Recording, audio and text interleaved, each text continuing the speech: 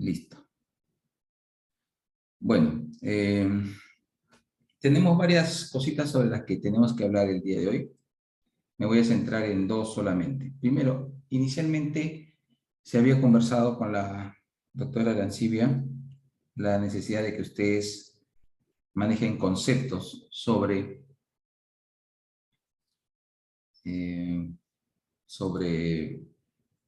modelos hidrológicos. Y sobre eso empezamos a hacer el seminario pasado. La idea es, como ya mencioné, que lleguemos a un modelo un poquito más desarrollado, que es el WIP, ¿no? Lo que ocurre con este modelo es que tiene un requerimiento importante de datos. Hoy día vamos a terminar el seminario de la clase pasada y vamos a mostrar un par de modelos que son muy simples. Simple no quiere decir que no sirva. El modelo más simple que ustedes conocen porque ustedes han llevado hidrología, es este. U igual a C por I por A. El famoso método racional. Y ese es el modelo más simple. Y eso no quiere decir que no sirva el modelo. Ese modelo es el más utilizado para lo que es el diseño de alcantarillas, drenaje de carreteras. Si ustedes están trabajando, si ustedes están practicando, o si todavía no lo han hecho, en el futuro lo harán, seguramente la mayoría de todas maneras termina participando en algún proyecto de drenaje de carreteras, van a ver que esta es la ecuación que más se utiliza. La más simple de todas, pero no, esa simpleza no quiere decir que el modelo no sirva. Entonces, eso es algo importante, como decía la clase pasada, es importante sopesar los datos, ¿no? Si tú tienes datos de baja resolución, no quieras pues obtener grandes resultados. Tampoco quieras usar un modelo muy complejo. Ese es ahorita un problema, o más que un problema, un debate que tenemos en el país. El hecho de que nosotros no tenemos buena información hidrológica. Ustedes, cuando empiecen a buscar información para su trabajo de curso sobre precipitación, caudales, temperaturas, van a encontrar que les faltan muchos datos. Les faltan muchos datos. No hay datos en muchas zonas. Entonces, ¿qué haces? Sin datos no haces nada. Sin embargo, hay información de satélite que ahora está disponible para que ustedes utilicen. Pero esta información de satélite, como ustedes entenderán, tiene también muchos errores. ¿Por qué? Porque ya que esa información es medida desde fuera del planeta y es estimada en base a imágenes, entonces requiere una calibración.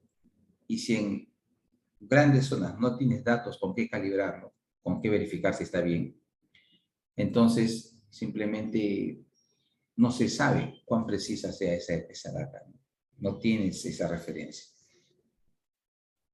A pesar de esa deficiencia, mucha gente dice, bueno, no, está bien esa data, usémosla y usemos modelos complejos, pero si ni siquiera sabes si la data está bien, ¿cómo vas a usar modelos complejos? Ahí está la disyuntiva y ahí está el problema y ahí está el debate. Pero es un tema que está en discusión actualmente y en todo caso, la tecnología avanza, así que probablemente en el futuro ya sea lo más común.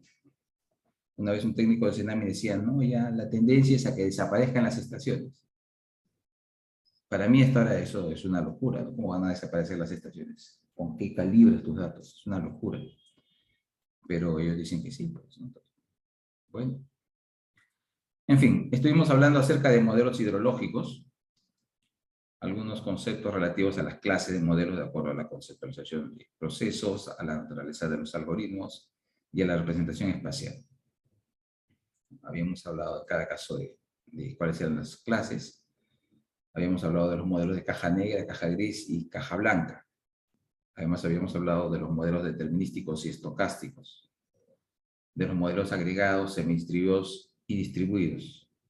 De todo esto habíamos hablado. Además, habíamos hablado de cuál es el proceso general de modelación. Siempre cuando tú vas a crear un modelo, cuando tú vas a partir desde cero, modelos hay un montón ahorita en el mercado, incluso modelos que no están en el mercado, pero están ahí en paper, que tú puedes buscar, encuentras, no sabías que estaban, no sabían que existían, ya está. Pero hay un montón, ¿no? Pero tú puedes proponer tu propio modelo. ¿Por qué? Porque hay procesos, como comentaba la clase pasada, procesos del ciclo hidrológico que pueden ser o pueden no ser importantes. Por ejemplo, en nuestro país, nosotros hablamos mucho del deshielo, el cambio climático. ¿Qué hacemos con el cambio climático? El deshielo está afectando fuertemente al abastecimiento, al volumen de recursos hídricos disponibles. ¿Qué hacemos? Bueno, el tema concreto es que tú estás hablando, cuando te refieres al cambio climático, básicamente del efecto sobre la nieve perpetua y sobre los glaciares. Claro, ustedes van a escuchar que esto se está reduciendo, está desapareciendo. Entonces, lo principal es que ustedes tienen que ver este aporte, ¿no? Cuando tú tienes una cuenca que en la parte alta tiene nieve y glaciares, parte de esa nieve, parte de esos glaciares sufren un deshielo estacional. Cuando es verano, una parte de eso se derrite y aporta caudal a la cuenca. Otra parte no, eso es lo que se llama las nieves perpetuas o los glaciares, que se mantienen permanentemente ahí congelados, ¿no? Entonces, uno lo que tendría que evaluar es cuál es la relevancia, la importancia en los volúmenes de agua que representa este elemento nieve glaciar. O sea, tú tienes un caudal en el río X. Esta nieve, este glaciar, el deshielo de esta nieve glaciar, ¿qué porcentaje representa de este caudal que circula en tu río? ¿1%, 2%? Entonces, no es relevante. Entonces, ese es otro punto importante a tener en cuenta. Muchos modelos, como los que vamos a mostrar algunos ahora, no toman en cuenta esta componente. ¿Por qué? Porque se considera que es muy pequeña. Hay otras cuencas en las que sí es importante. Por ejemplo, en la cuenca de Río Santa. Ahí hay grandes cordilleras nevadas y el aporte puede ser importante, ya no del 1 o 2%, puede ser 5 o 10%. Estacionalmente, claro. Entonces, debería ser considerado, ¿no? Aún así, si tú haces un ajuste de un modelo sin considerar este efecto nieve glaciar y encuentras que el ajuste es bastante bueno, ya está. Entonces, en general habíamos dicho que cuando ustedes van a hacer una modelación desde cero, lo primero que hay que hacer es ver cuáles son las variables o los componentes que intervienen ahí.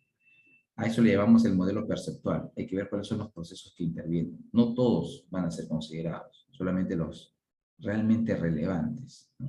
El otro día, por ejemplo, yo estaba haciendo una calibración de un modelo de precipitación escorrentía usando como datos de ingreso temperatura y precipitación. Temperatura y precipitación. Y hice todo mi cálculo, listo, salió el modelo. Perfecto. Y después hice la prueba, pero quitando la temperatura, solamente caudal, precipitación. Y salió un modelo incluso un poco mejor, de acuerdo a las métricas, de acuerdo a las estadísticas. Entonces, ¿cuál era el efecto de temperatura? Seguramente había un efecto, pero era muy pequeño. O sea, no era relevante. Yo podía generar fácilmente caudales sin tomar en cuenta las temperaturas. Entonces, esto es el primer paso cuando ustedes van a partir de cero, cuando van a crear un modelo. Entonces, si es que ustedes ya van a coger un modelo existente, un software, etc., entonces esto se descarta. Ya no lo usas, hemos dicho eso en la clase pasada. Después pasamos a proponer qué ecuaciones relacionan esos procesos, esas componentes que voy a considerar en mi análisis. O sea, ok, tengo temperatura, tengo precipitación, ¿cómo convierto eso en caudal? ¿Cómo convierto eso en caudal? La temperatura, ¿cómo es que se convierte en caudal? ¿Cómo interviene? Ustedes entenderán que la temperatura va a generar, o va a influenciar, o va a definir cuál es la evapotranspiración. Ya han hablado de eso ustedes en clase. Entonces, esa evapotranspiración es una pérdida de lo que podría haber sido caudal. Entonces, tienes que cuantificar eso. Entonces, ¿qué ecuaciones utilizo dentro de lo que es evapotranspiración? Blaine-Creel, Pema-Montey, Torway, Hargey, etcétera, etcétera, etcétera. Hay un montón de ecuaciones. Entonces, hay que definir cuáles son las ecuaciones. Y en todo caso, ustedes pueden proponer otra ecuación. También, igualmente. Entonces, decides. Ahora, nuevamente, si tú estás cogiendo ya un programa, estás cogiendo un software que ya tiene por defecto definidas sus ecuaciones, esto ya no tiene nada que ver. No se hace. Igual, si tú estás partiendo de cero, una vez que defines las ecuaciones, tienes que hacer tu código matemático. En MATLAB, en el programa que tú quieras, en Python, etc. No tienes la posibilidad de hacerlo, y vas a usar un software existente, descartas también esto. Y de frente empiezas a ingresar valores, ya todo esto cambiaría, y en lugar de poner todo este procedimiento, tú de frente dirías input, ¿no? Ingreso de valores. Después pasas a la calibración, a la validación, y si no hay éxito regresas y cambias los datos de ingreso. Puede haber un error, hay que corregir los datos. Ya saben ustedes que los datos hay que verificar si tienen tendencia, si tienen alguna cierta dependencia, si son confiables o no. Hay que ver si hay saltos. Eso se puede corregir si fuera necesario, ¿no? Puede ser que haya un problema de ese tipo. O puede ser que requiere mayor cantidad de datos. Hay que ingresar, ¿no? Entonces, a eso se reduce el proceso de modelación. ¿Ya? Ahora vamos a hablar justamente sobre esta calibración, que es lo que nos interesa. Hablamos también sobre esto de los modelos determinísticos. Hablamos sobre exactitud y precisión, cuál era la diferencia, ¿no? Exactitud habíamos dicho que en buena cuenta implicaba si tú estabas alrededor del valor correcto, no es como un tiro al blanco, tienes que darle aquí al centro. Fallas, no le das, pero todos tus datos están alrededor, todos tus disparos están alrededor. Y lo otro es la precisión, ponte que tienes un tirador experto, pero es medio ciego, entonces agarra y a pesar de que puede, según él, apuntar al centro, su disparo sale desviado, pero todos salen muy cerquita, o sea, es muy preciso. O sea, cuando la repetibilidad de un cálculo, en este caso, está muy bien definida, ¿no? Es decir, es seguro que el dato calculado se va a repetir. Entonces, estos son dos conceptos que hay que tener en cuenta. Como ustedes entenderán, rápidamente ustedes pueden inferir de que este primer concepto de la exactitud estaría más relacionado con lo que serían los modelos estocásticos o los modelos híbridos. ¿Por qué? Porque en los modelos estocásticos hay aleatoriedad. Al haber aleatoriedad no se van a repetir los mismos valores. Los valores van a estar dispersos, pero alrededor de un valor medio, digamos. Acá está, ¿no? Esto está más relacionado justamente con esa aleatoriedad. Y en este caso, esta idea está más relacionada con lo que serían los modelos determinísticos. ¿Por qué? Porque se repiten, o sea, los valores se repiten, están ahí. Son muy parecidos entre sí.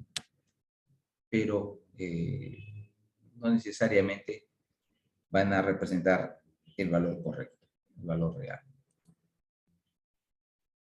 La fuente de incertidumbre ya las habíamos mencionado también. Y habíamos dicho que para reducir la incertidumbre lo mejor era calibrar el modelo. Entonces, es la única forma, no hay otra forma de hacerlo. La calibración se puede hacer por diferentes modelos. Ahora, ok, podemos calibrar. ¿Qué cosa es calibrar? Cuando hablamos de programas, cuando hablamos de modelos, esto rige para todo. Esto rige para modelos precipitación escorrentía, para modelos de erosión. Esto rige para todos los modelos que puedas relacionar al ciclo hidrológico. Y fuera de esto también, porque ustedes pueden proponer un modelo, por ejemplo, para evaluar los esfuerzos dentro de una viga. Y bueno, ahí consideran, incluyen todas las fuerzas posibles actuantes. Sale su medición, ¿no? Sale su estimación. Pero eso tú lo quieres verificar. Tienes que hacer mediciones de cuáles son los esfuerzos que está sufriendo la viga. O tú puedes hacer un modelo de rotura, ¿no? ¿Cuál es la falla de una probeta de concreto de acuerdo a su mezcla, a su distribución de mezcla? Y bueno, ese es un modelo, ¿no? Y sobre eso calculas el F'6. Y eso lo puedes validar, lo puedes verificar, lo puedes calibrar. En laboratorio construyes probetas con diferentes distribuciones granulométricas, con diferente distribución de agregados, y procedes a la rotura de las probetas. Y haces el contraste. Entonces, el proceso de calibración como concepto es general, es absolutamente general para todos los tipos de modelos. En este caso, nosotros lo vamos a aplicar a modelos de precipitación escorrentina. ¿Qué cosa es la calibración? La calibración, en pocas palabras, implica verificar cuán bueno es tu modelo. ¿Qué implica esto? Implica lo siguiente. Si el día o si el mes de enero del año 2022, tú tenías un caudal, este es el caudal que estoy marcando, un caudal de, supongamos, de 135 metros cúbicos por segundo, registrados en el río Rima, yo hago mi modelo y mi modelo tendría que darme para ese mes un valor lo más cercano posible. Entonces, yo hago mi modelo y encuentro que el caudal modelado o el caudal simulado, a veces le podemos decir QS, es, de acuerdo a este gráfico, de acuerdo a esta escala, más o menos 70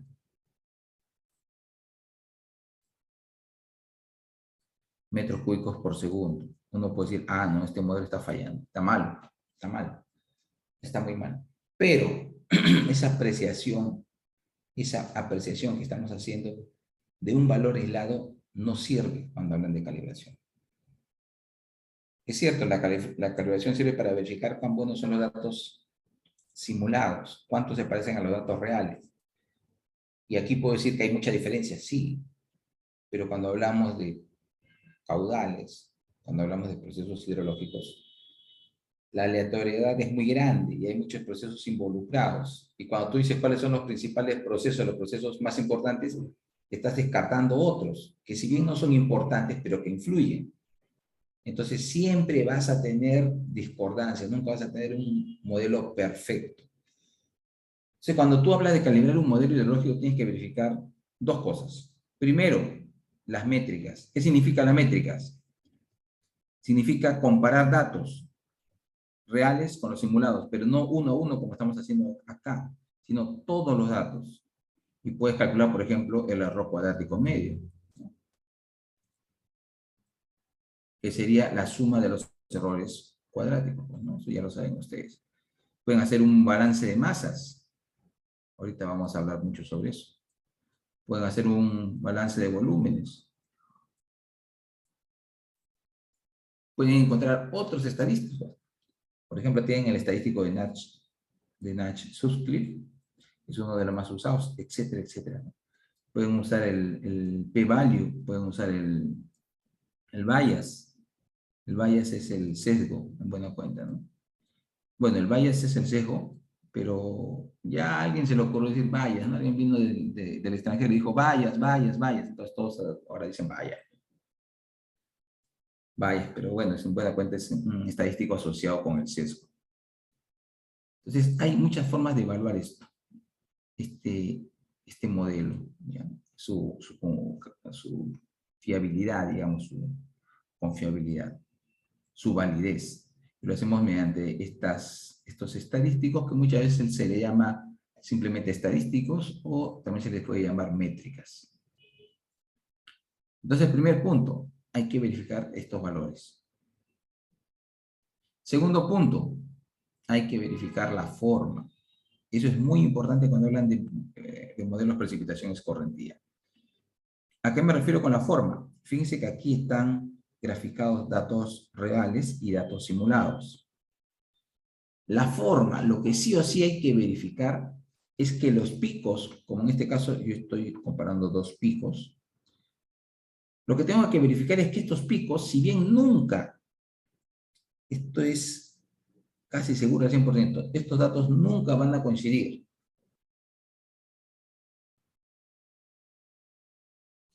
Sin embargo, debemos de verificar que su comportamiento sea el mismo. Es decir, en enero hay un pico, ok, en el simulado también hay un pico. Pero es más pequeño, no importa, pero hay un pico. ¿Y cuándo se produce un caudal mínimo? Ah, se produce aquí en septiembre, perfecto, y en el simulado también. Pero no coinciden, no importa, pero debe haber coherencia en el comportamiento. Ustedes dirán, no, pero eso es obvio. Pues no, no, ahora vamos a ver un par de ejemplos. Ustedes van a ver que dependiendo de lo que ustedes hagan, les puede salir cualquier cosa. Y puede salir todo esto descuadrado, ¿no? Puede salir absolutamente descuadrado.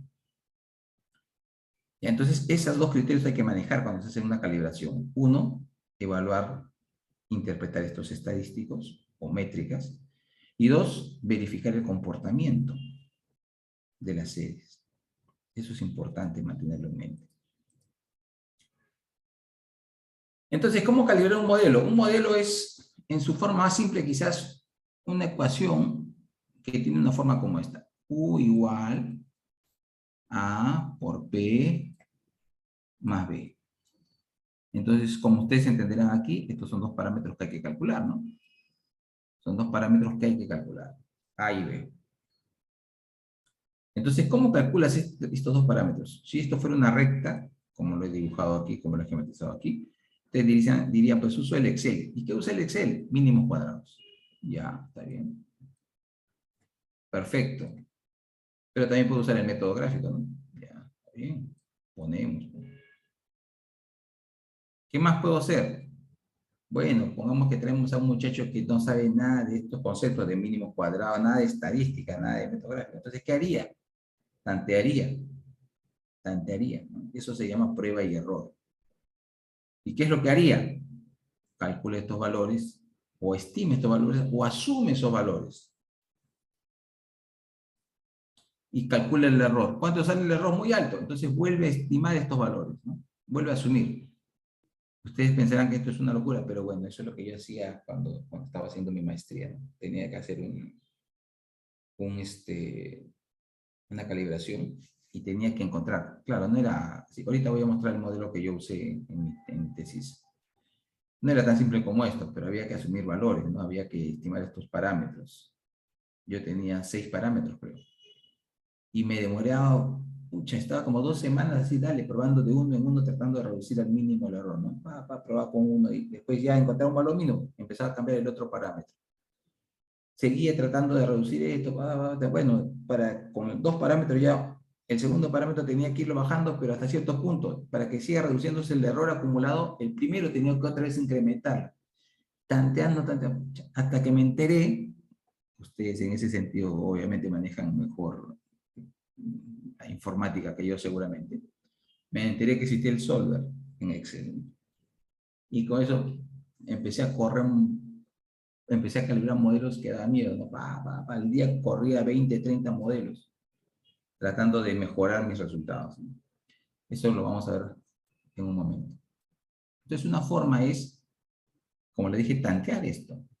Tantear, encontrar el error y con el error estimado, decidir. Es necesario cambiar los parámetros, los cambio. ¿Pero cómo los cambio? Los cambio al tanteo nomás, tratando de que el error se reduzca. Obviamente te vas a demorar bastante. La otra forma de calibrarlo es hacerlo de forma automática. Como ya les dije, ¿no? Por ejemplo, en el Excel usas el solver, ¡pum!, te genera todo y se acabó. Se acabó. Y en cualquier otro programa que ya existe, que ya está suelto ahí en el mercado, lo que hacen esos programas es usar procesos iterativos. O a veces son procesos aleatorios, como la simulación Monte Carlo. ¿Qué es la simulación Monte Carlo? La simulación Monte Carlo es un método que, en resumidas cuentas, hace esto. Mira. Por ejemplo, tú necesitas conocer los valores de A y B. Ya, ok. Pero sin hacer nada de esto. ¿Cómo los asumo? ¿Cómo los calculo? Bueno, lo que hace el modelo o la simulación Monte Carlo, en palabras simples, es lo siguiente. Asume, tú le dices cuánto, pero asume fácilmente 1000 o 10.000 escenarios, en el cual aleatoriamente va a coger estos valores de A y B. Por ejemplo, tú dices, A está en el rango de 0 a 1. B está en el rango de 0 a 10, por decir algo, ¿no? Y entonces le dices, genérame 1000 modelos, 1000 simulaciones. Y lo que hace es asumir aleatoriamente estos valores de A y B en estos rangos. 1000 veces. Tú le dices, dame 10.000 veces. Y en cada caso te calcula el error, entonces tú dices, ah, este es el par de parámetros que tienen menor error. ¿No? En simplificadas, en palabras muy simples, eso es lo que hace la simulación Monte Carlo. Y así, bueno, diferentes métodos que ustedes pueden utilizar ya dentro de los software existentes, ¿no? Entonces, eso ya es en buena cuenta una calibración automática, quizás semiautomática, si quieren darle otro nombre, ¿no? Pero estamos por ahí, ¿no? ¿Ok? Entonces, hay diferentes técnicas que se pueden usar al respecto. Pero cuando hablamos de calibrar, cuando hablamos de la calibración automática o prueba y error, y cuando hablamos de las estadísticas, hay un término, hay un concepto intermedio que es importante tomar en cuenta. ¿Qué cosa es? La función objetivo. Hace un momento dije que nosotros para hacer la calibración tomamos en cuenta el error medio cuadrático, el balance de masa, balance de volúmenes, otras métricas. ¿Qué es lo que trato de hacer con esas métricas? Que se reduzcan a lo más posible o que se encuentren dentro de un rango recomendado.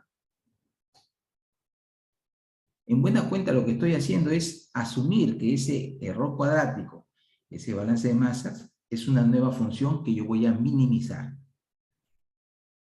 Es decir, ese error cuadrático que yo calculaba antes y decía vale, por decir, vale 10.47, perfecto. Ese valor yo lo trato de reducir.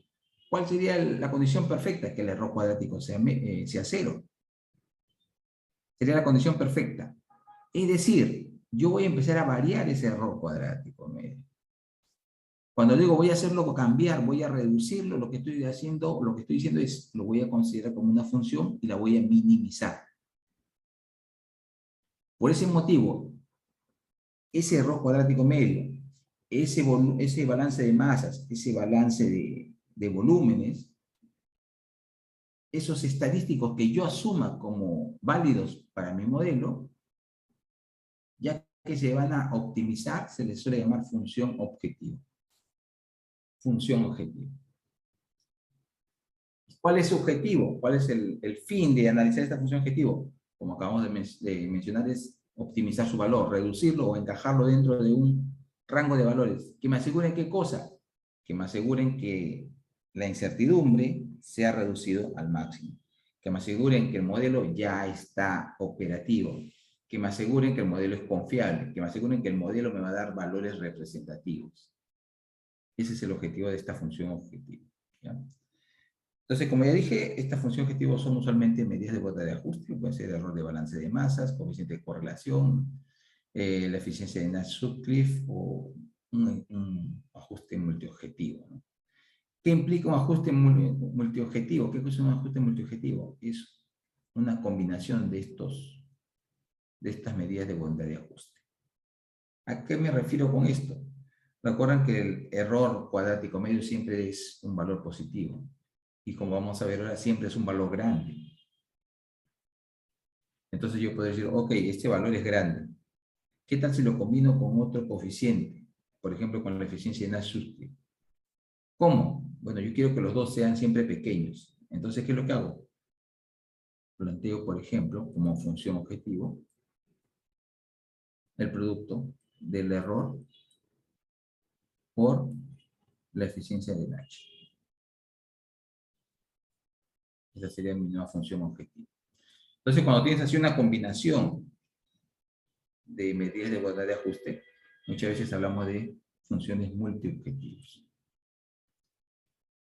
¿Y quién me define esa función? Bueno, la definen ustedes. Así como yo ahorita he hecho, simplemente he manifestado, digamos, una idea de cómo podrían estar influyendo y cómo las podrían combinar, ustedes también, dado el caso, podrían hacer lo mismo. Una suma usualmente no es referente. Un producto, en todo caso, tiene más significancia. Acá hay algunas formas que pueden presentar las funciones multiobjetivos. Por ejemplo, acá como he mencionado, ¿no? Puedes tener una sumatoria de funciones, pero afectadas por un peso. puedes tener una sumatoria de funciones, pero afectadas no solamente por un peso, sino por valor absoluto. Puedes tener una sumatoria de pesos, pero no solamente afectadas por el peso, sino elevadas al cuadrado. ¿Por qué se utiliza valor absoluto? ¿Por qué se utiliza el cuadrado? Se utiliza para eliminar los signos negativos. Si tú tienes, en el caso más simple, una función objetivo simple, no multiobjetivo, el error cuadrático medio. ¿Por qué calculamos el error cuadrático? O sea, el error al cuadrado. Porque tú puedes tener errores como esto, ¿no? 2.1 menos 1.3. Y si sumas estos dos errores, el resultado va a ser 0.8. Aparentemente es pequeño, pero realmente lo que está ocurriendo es que este menos está camuflando la verdadera dispersión, los verdaderos errores. Entonces, por eso es que mejor, en lugar de eso, se prefiere usar el error cuadrático medio. Se trabaja con cuadrados. Esto nunca se va a eliminar mutuamente, siempre va a incrementar. Y la otra opción es trabajar en lugar de cuadrados, usar valores absolutos. Puedes trabajar entonces.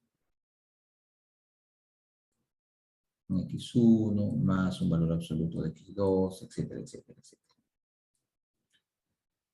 Bueno.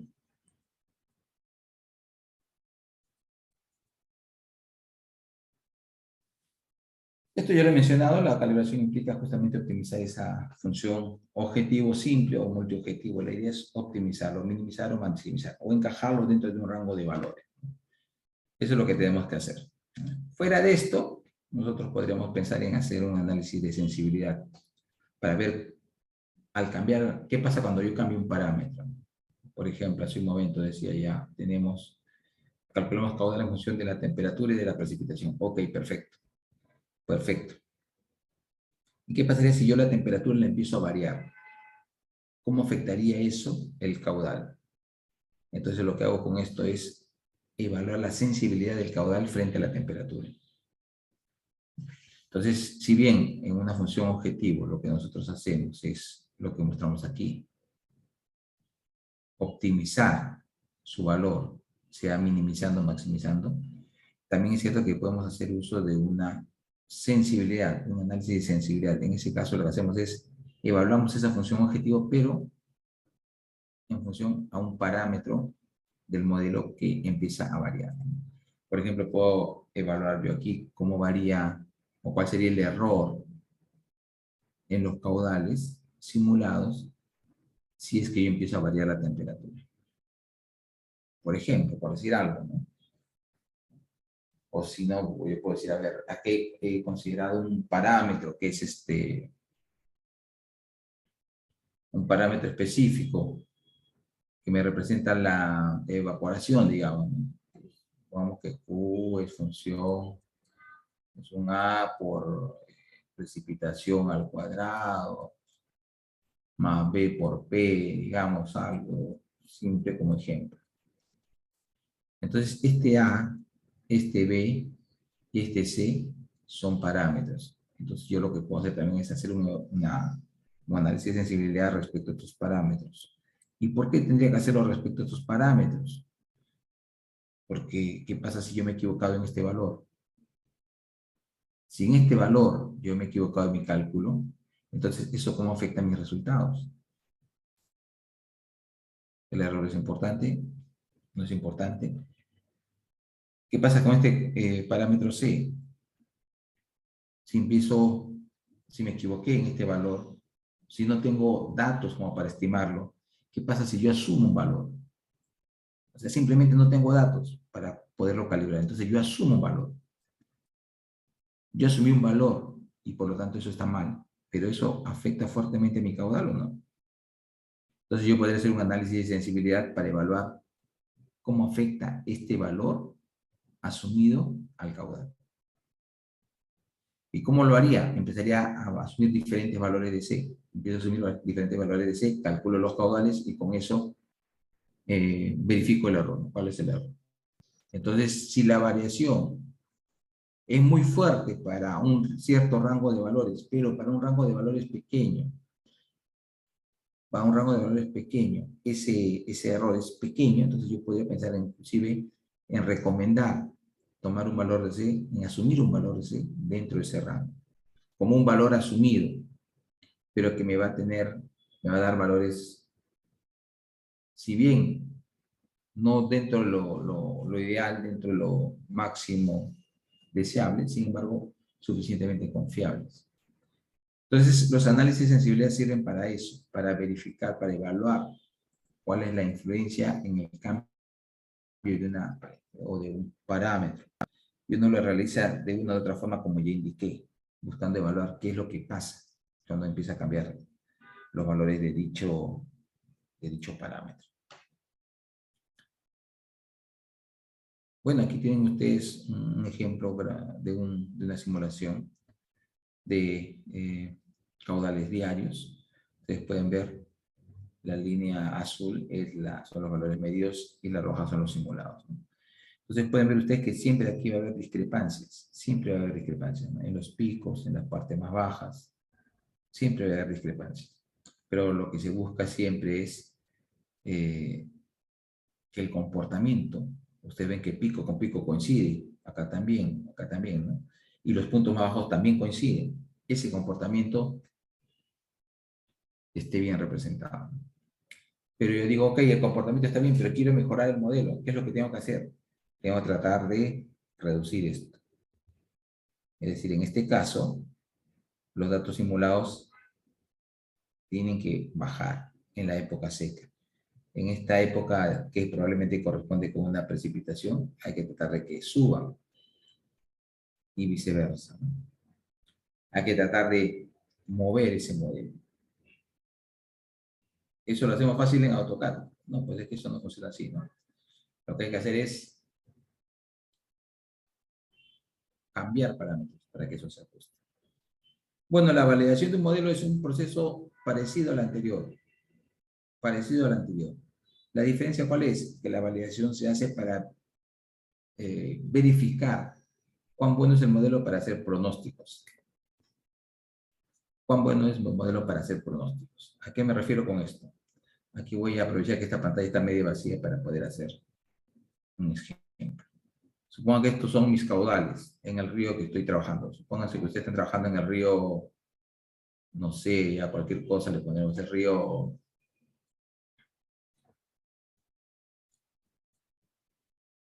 ¿Cómo se llama este río que está en el norte? El río Chillón.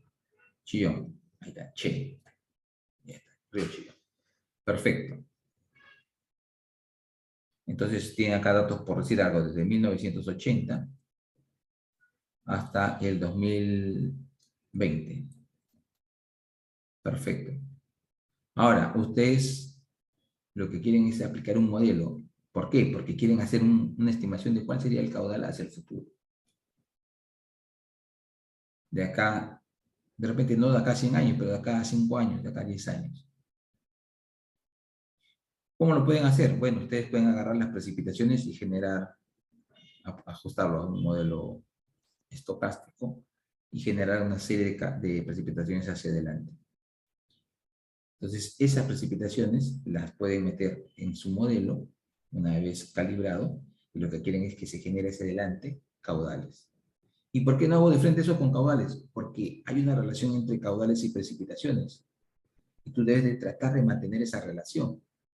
No, pero en el futuro ya el caudal no tiene nada que ver con la precipitación. Ni hablar, eso es una locura. Porque siempre lo que llueve, parte de lo que llueve se convierte en caudal.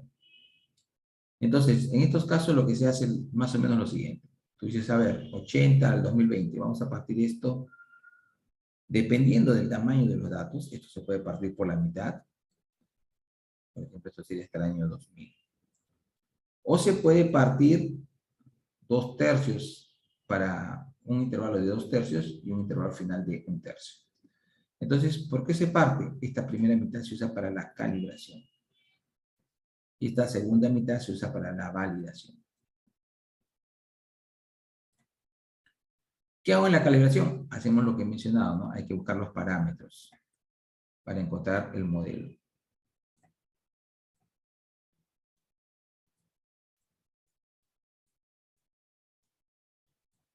Entonces, calibro el modelo. Tengo el modelo listo. ¿Qué hago en la validación? En la validación ya no calibro nada. Lo que hago es, este modelo lo aplico.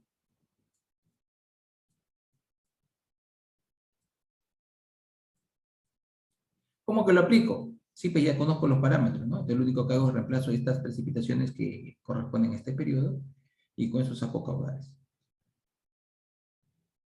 Y ahí, entonces, ¿para qué estoy haciendo esto?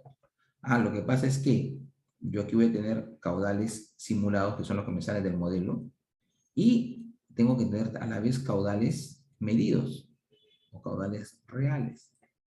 Con estos dos, nuevamente calculo, hago el análisis anterior, calculo la función objetivo y evalúo los errores o la incertidumbre, que es lo mismo. Pero eso no lo hicimos aquí, sí lo hicimos acá.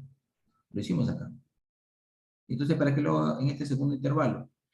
Es que acá yo hice una modificación de los parámetros. Aquí yo cambié los parámetros. Yo cambié los parámetros. Y encontré que cambiando estos parámetros, el caudal era, por decir algo, 0.2, la precipitación más 0.1. Y lo que estoy haciendo ahora es verificar si esta función que he encontrado también funciona aquí. Por eso es que nuevamente calculo el caudal simulado, el caudal real es dato, y evalúo nuevamente la incertidumbre. ¿Y para qué hago esto? Para saber si este modelo que he encontrado tiene capacidad predictiva. Si puedo calcular caudales hacia el futuro y si estos caudales van a ser representativos. Si es que en este segundo intervalo de validación el error es pequeño, quiere decir que este modelo tiene capacidad predictiva. Me permite generar caudales al futuro. Entonces, esa es la importancia y la relevancia de estos dos modelos. Y más importante aún porque ustedes se van a dar cuenta cuando empiecen a hacer su trabajo de que hay muchas estaciones hidrométricas que han caído, que han fallado en el fenómeno del Niño del año 98. Ahí desaparecieron y no han sido restituidas. Hay otras que desaparecieron el año 82 o el año 83 con el Niño. No han sido restituidas, ¿no? Ha habido mucho descuido por parte de las instituciones correspondientes. En esos casos, ¿qué hago? Tienes que usar un modelo. Tienes que usar un modelo, calibras y después extiendes la serie. Es lo que te queda. Es lo que te queda. Bueno, entonces las funciones objetivo son diferentes. Como ya mencioné, las funciones objetivo son básicamente las medidas de igualdad de ajuste, tienen el coeficiente de correlación de Pearson, ya este es harto conocido. Tienen el criterio de Schutz, es un estadístico que hay que calcular. Su definición es la que ustedes pueden ver. 200 por la sumatoria del valor absoluto de la diferencia entre el caudal simulado y el caudal medido.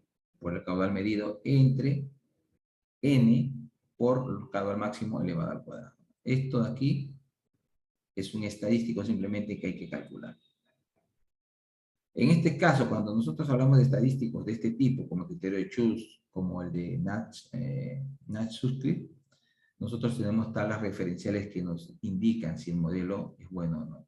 En este caso, si ustedes aplican el criterio de Schutz, hay que verificar si este D cae en alguno de estos rangos. Si cae entre 0 y 3, es muy bueno. Si cae por encima de 18, es insuficiente. Entonces, en buena cuenta, ¿qué es lo que hacemos con este modelo? Hay que minimizar su valor. Este estadístico, esta función objetiva tiene que ser minimizada. Eso es lo que decíamos antes, ¿no? Y en el caso anterior, cuando estábamos hablando del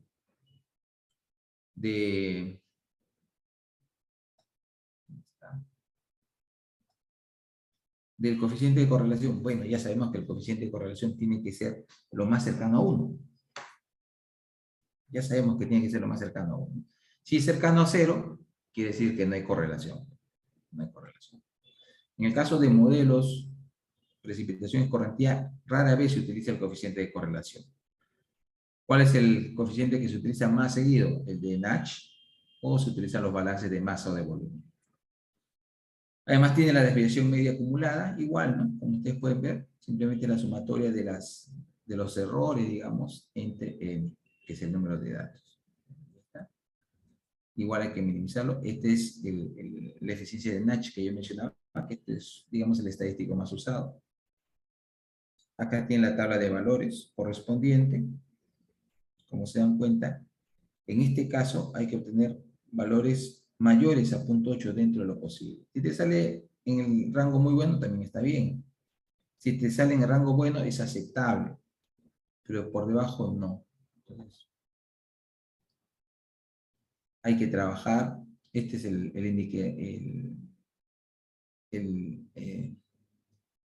estadístico más utilizado. También se puede usar el Nash logarítmico, que es el que tienen ustedes aquí. El Nash logarítmico usualmente es usado para verificar que los picos máximos o mínimos se ajusten lo mejor posible. Entonces, estos dos son indicadores más usuales. Además, tenemos el balance de masas. Como su nombre lo dice, es básicamente hacer una evaluación respecto a la diferencia o a los errores en los caudales respecto al caudal total inicial, ¿no? Este balance, igual que en los casos anteriores, como ustedes pueden intuir de aquí de la expresión, debe tener el valor más bajo posible. Tiene que tender esto a 0 para que el modelo sea muy bueno. La raíz del error medio cuadrático es simplemente eso, ¿no? Es la raíz del error medio cuadrático. ¿Para qué se trabaja o por qué se propone la raíz del error medio? Para que no te salgan cantidades muy grandes, ¿no? Por ejemplo, yo hago una calibración y me sale el error medio cuadrático 800.000. Uno dice, uy, qué barbaridad, esto está mal. No está mal. Tú miras el gráfico, todo está bien bacán. Pero son cantidades muy grandes, ¿no? Porque como son errores que se acumulan, que están elevados al cuadrado, y encima, si tú tienes una longitud importante de datos, por decir, desde 1950 a 2020, son 70 años de datos. Entonces, eso puede ser una cosa muy grande. Entonces, por ese motivo también se suele usar la raíz del error medio cuadrático. Obviamente lo que está dentro es el error medio. Y esto, mientras más cercano sea a 0, es mejor. Bueno, entonces ya hemos hablado un poco acerca de esto de los modelos. Quiero explicar un modelo. La hora, porque el otro día se me pasó. Uy, son las 9. Tenemos que explicar con lo cual. Vamos a explicar rápidamente este modelito, ¿ya? Este es un modelo conceptual. Quiere decir que no es muy complejo. Básicamente coge lo que habíamos dicho anteriormente, los procesos que se presume están involucrados. Nada más. Y sobre esto plantea algunas ecuaciones simples, ¿no? Entonces, miren lo simple que es este modelo. Este modelo propone lo siguiente. Tengo una cuenca, es obvio. En una cuenca yo tengo una figura como esta. Y aquí en medio hay un cauce principal. Puede haber ramales, eso no interesa, hay un cauce principal. Entonces este modelo dice lo siguiente. Si llueve aquí, si cae una gota de lluvia, esa gota de lluvia escurre hacia el cauce principal. Pero toda esta gota de lluvia no va a escurrir. Todo no va a escurrir. Porque una parte de esto se va a infiltrar. Y otra parte se va a evaporar. ¿Pero cuánto? Bueno, digamos, pues, que lo que se infiltra, lo que se evapora sea el 40%. El punto 4 de la precipitación se va hacia abajo, o se evapora. Entonces, ¿cuánto llega al cauce principal para convertirse en caudal? 0.6. ¿Qué es lo que estoy haciendo aquí? Simplemente estimando porcentajes. Entonces, tan simple como esto, si yo estimo o yo calculo los mejores porcentajes, los más representativos que me permitan estimar los caudales, entonces ya tengo mi modelo. Eso es lo que propone este modelo ABC. Es un modelo conceptual porque básicamente es el concepto, nomás lo que se está proponiendo, y no se está haciendo complicación ni análisis más allá de esto. Pero podría haber, claro que puede haber, pero en este caso no. Entonces, ¿qué es lo que propone el modelo nuevamente sobre esta idea general? Propone lo siguiente. Dice, si cae una lluvia, parte de esta lluvia infiltra. Parte se convierte en infiltración y parte se convierte en escorrentía. Es decir, una parte escurre sobre la superficie y va hacia el dren principal. Ahora, de esta cantidad de agua que infiltra, una parte infiltra de forma profunda y se va hacia los acuíferos.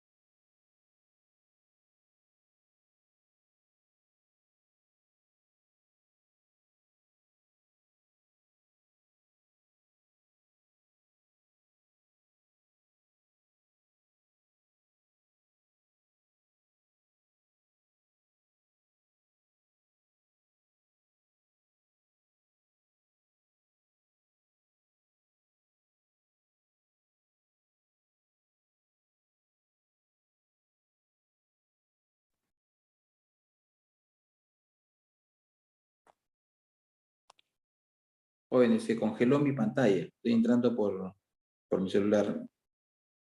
Me dicen, por favor, en qué parte se congeló, se detuvo esto para poder reiniciar.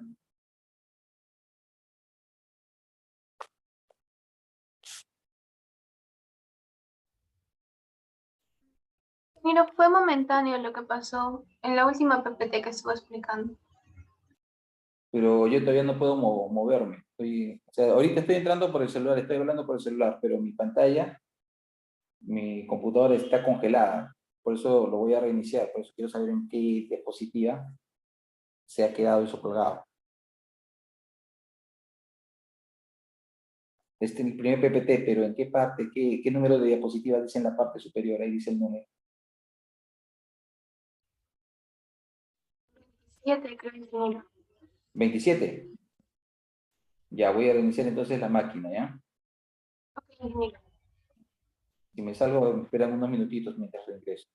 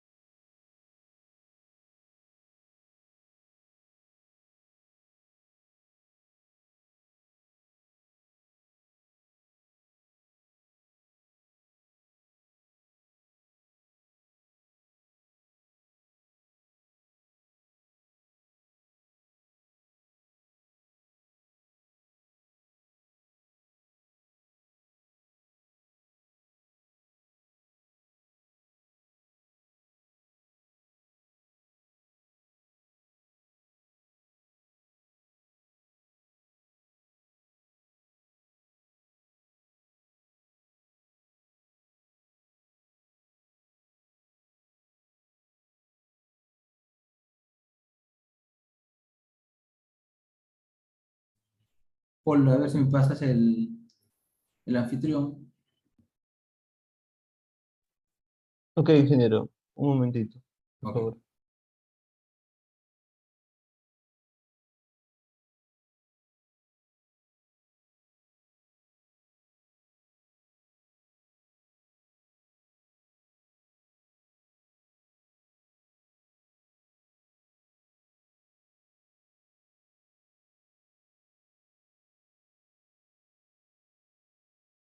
Listo, ingeniero.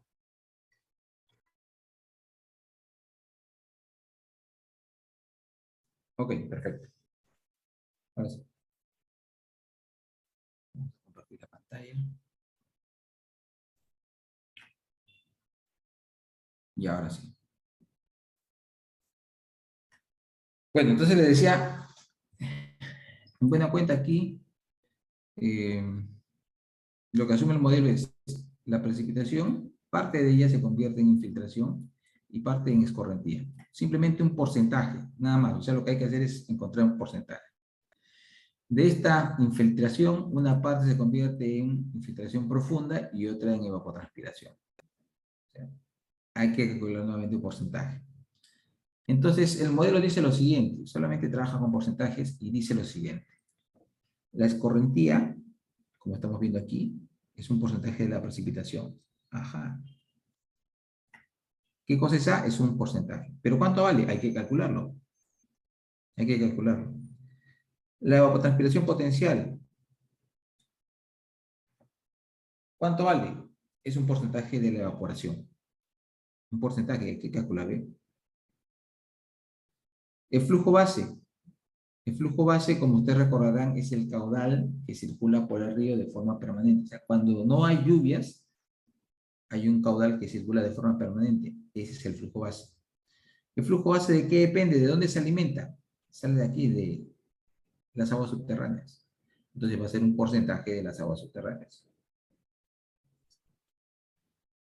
Y además, puede haber un flujo subterráneo. ¿Cómo es esto? ¿Y el flujo base entonces qué es? El flujo base es alimentado por las aguas subterráneas que están desplazándose, siguiendo su gradiente hidráulica en dirección hacia el dren principal. Pero aparte de eso puede haber un flujo subterráneo más importante, que puede aparecer por ahí como un manantial. Entonces, ese flujo subterráneo se calcula como un porcentaje también de este almacenamiento subterráneo. ¿Ya? Entonces, el modelo se propone en base simplemente a porcentajes. Es un modelo muy simple. Este es el comportamiento del modelo, las ecuaciones propuestas para el modelo, para este caso. Como ustedes pueden ver, este modelo, la mayoría de los modelos de precipitaciones corrientes son similares, tienen una componente atmosférica. En este caso, la precipitación y la evaporación.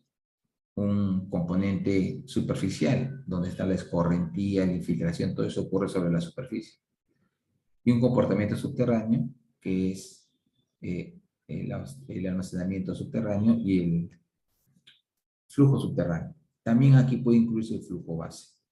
Resultado de todo esto, el caudal. Bueno, entonces aquí les voy a compartir en el chat, en este momento les voy a compartir un archivo, ya para que lo veamos rapidito entre todos a la vez, para que ustedes vean de qué estoy hablando. Esto en buena cuenta, como les digo, es lo que van a, dependiendo del área a la que se dediquen, por supuesto, pero lo van a aplicar en muchas ocasiones. Ahí les he enviado un Excel para que ustedes puedan ingresar. Yo voy a abrir también el Excel aquí.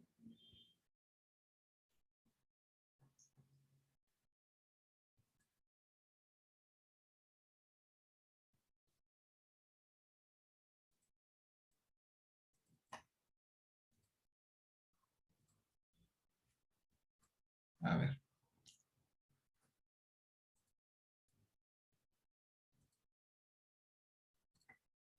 Cuando ustedes abren el archivo, se les va a mostrar de esta forma.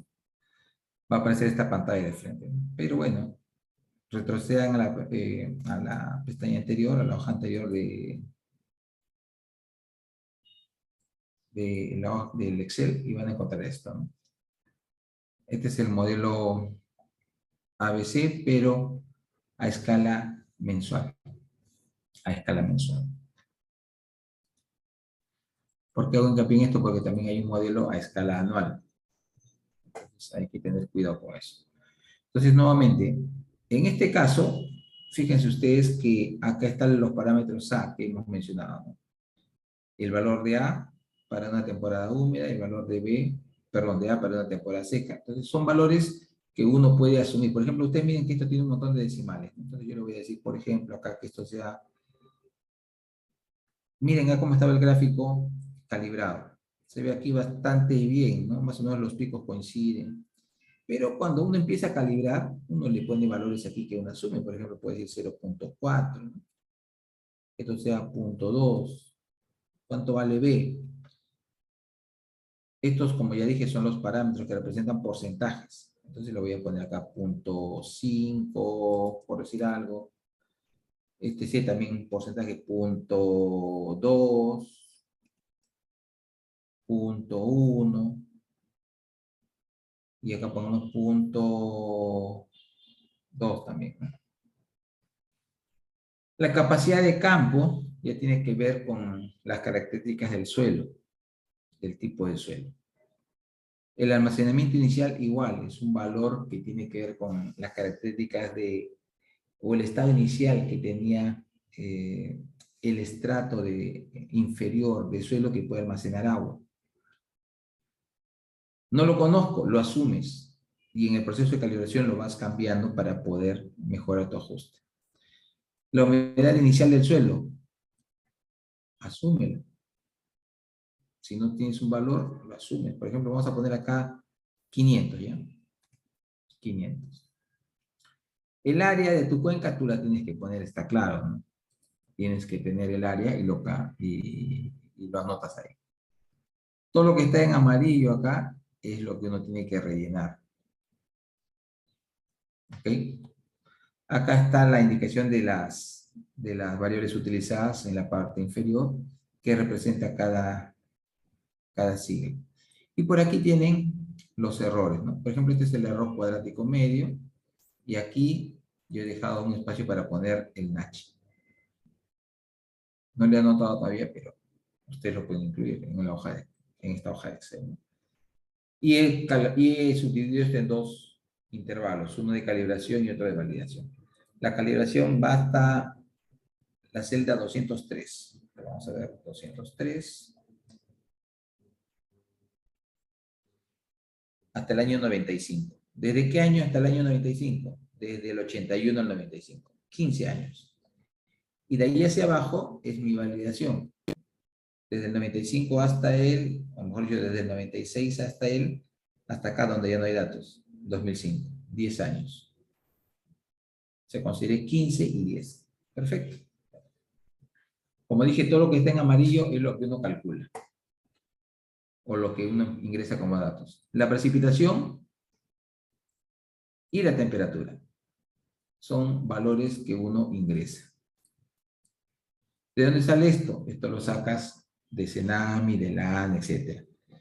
Como ya dije, esto es a escala mensual. Entonces, estos son precipitaciones totales mensuales y estas son temperaturas medias mensuales. En el modelo original, ustedes tienen que incluirle aquí la evaporación potencial, medida. ¿En dónde? En un tanque vaporímetro.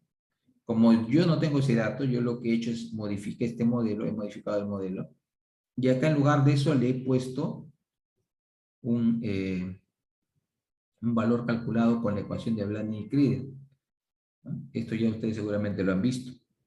He calculado un valor de la precipitación, la evapotranspiración potencial teórica, ¿no? Usando la ecuación de Blanding-Krider. O sea, estos valores no es la verdadera evapotranspiración potencial, ni la verdadera evaporación, pero los he calculado y lo que voy a hacer es a esta evaporación potencial teórica, le voy a multiplicar por este parámetro adicional que yo he incluido, que lo va a corregir, ¿no? Entonces, fíjense que aquí más adelante dice PET corregida, y estoy poniendo E por el teórico, ¿no? Por este valor.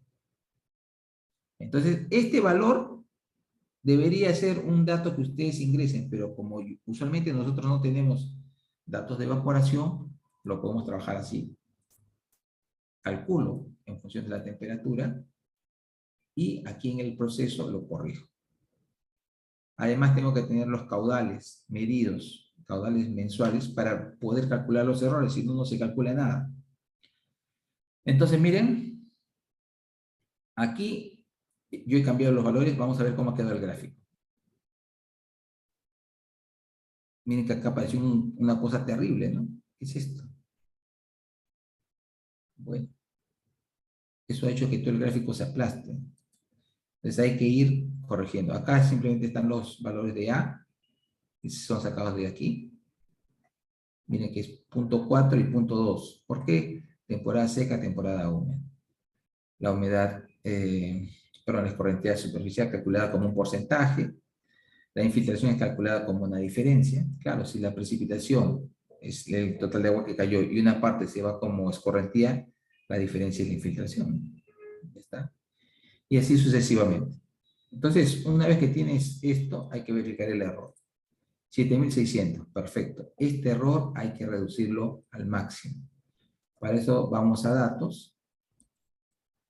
Y en datos, usualmente cuando no han usado antes el solver, como en este caso estoy usando yo una máquina que es relativamente nueva, no tiene instalado casi nada, no aparece el solver acá, ¿no? Entonces hay que ir a archivos, hay que ir a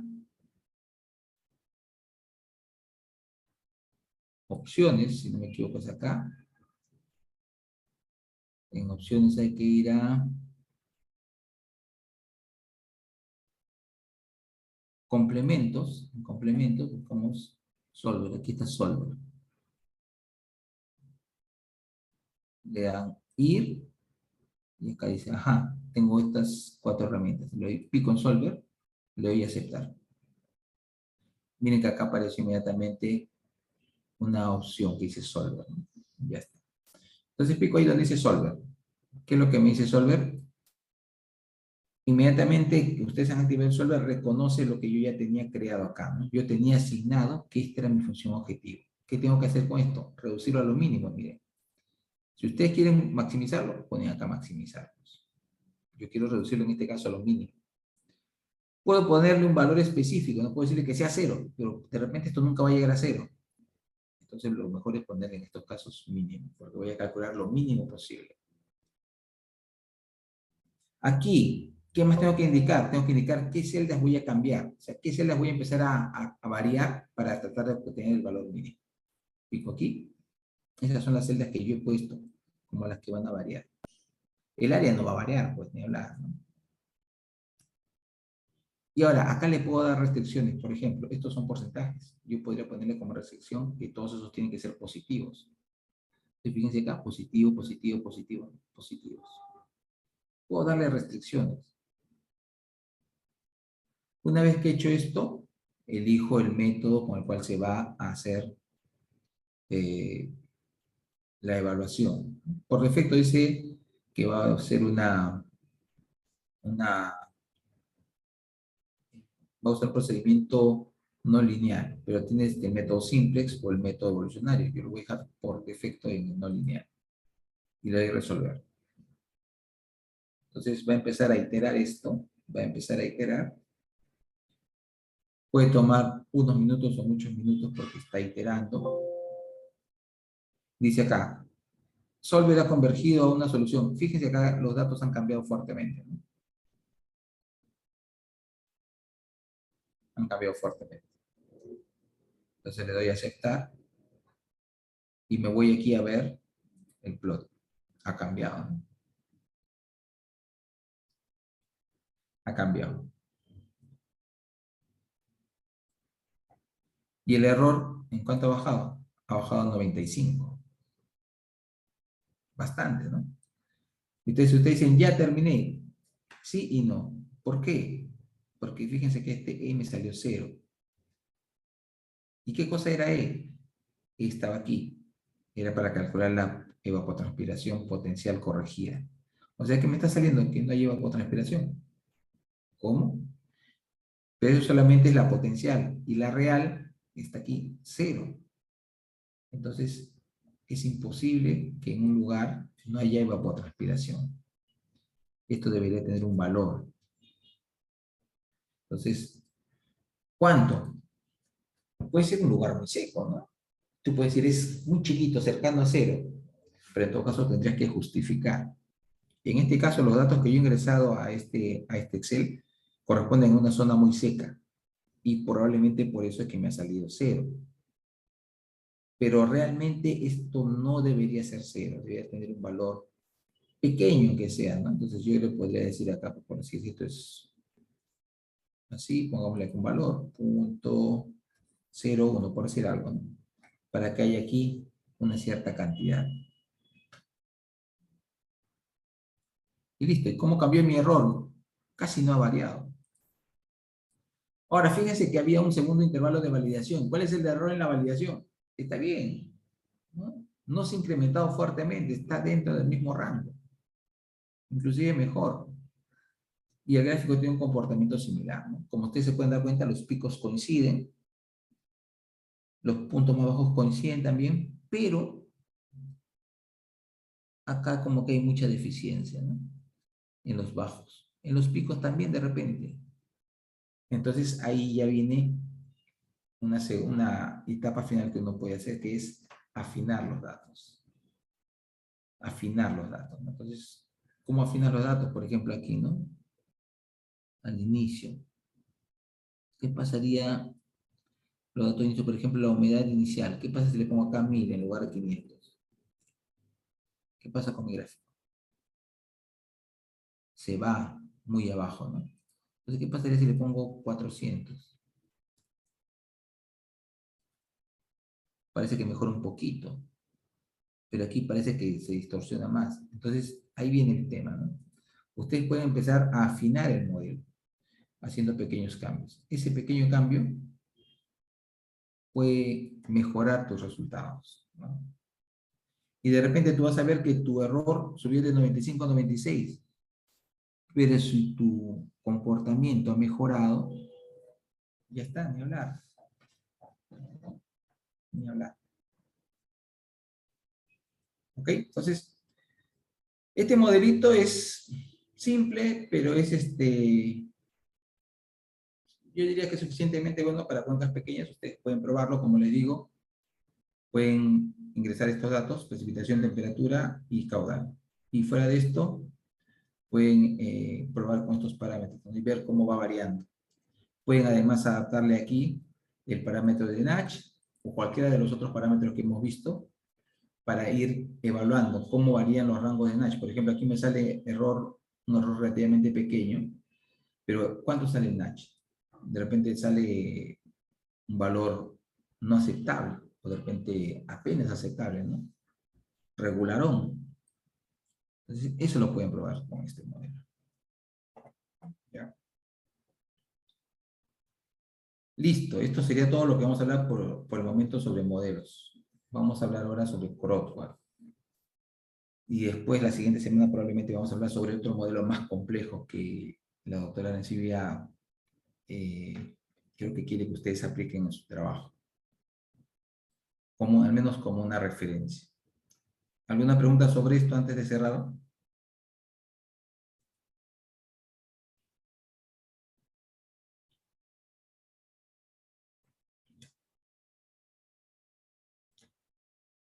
Listo. Listo, entonces vamos a ver.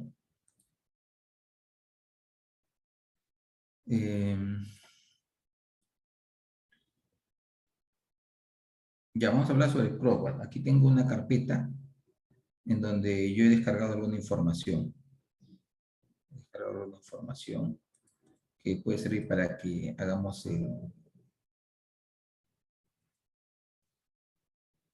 este seminario. hay unas diapositivas, por favor, les voy a pedir que me indiquen si ya las ha mostrado la ingeniera Arancibia para no repetirlo y pasar de frente a la aplicación del modelo. Esto de aquí, no sé si ya lo ha mostrado la doctora Arancibia.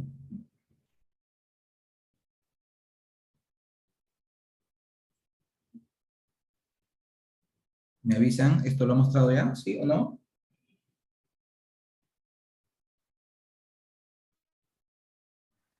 No, no, ingeniero. Ya, entonces vamos a mostrarlo rapidito, ¿ya? Al final, ustedes van a darse cuenta que es más práctico que ustedes lo trabajen manualmente. Entonces, para empezar, voy a compartir esta diapositiva para que ustedes las tengan. Esto lo tenemos aquí. Si no me equivoco, lo tengo acá.